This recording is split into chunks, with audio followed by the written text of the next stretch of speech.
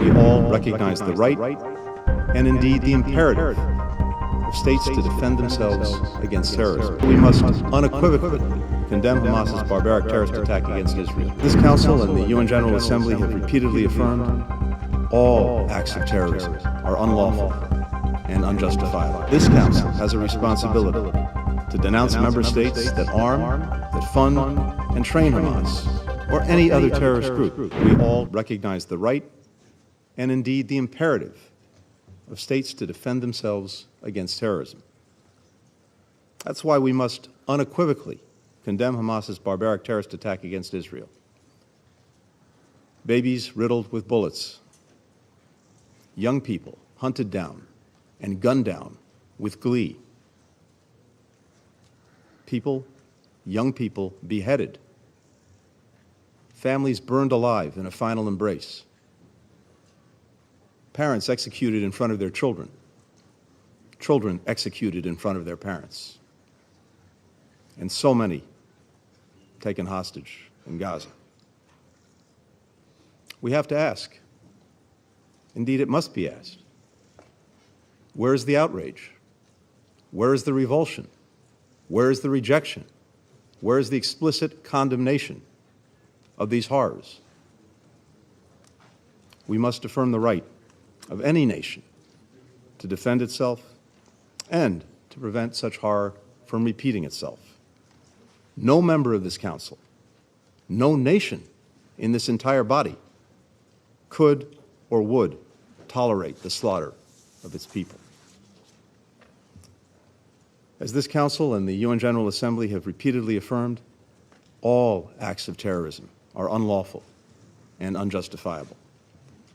They're unlawful and unjustifiable whether they target people in Nairobi or Bali, in Luxor, Istanbul or Mumbai, in New York or Kibbutz Berry. They're unlawful and unjustifiable whether they're carried out by ISIS, by Boko Haram, by Al-Shabaab, by Lashkar-e-Taiba, or by Hamas. They're unlawful and unjustifiable whether victims are targeted for their faith, their ethnicity, their nationality, or any other reason.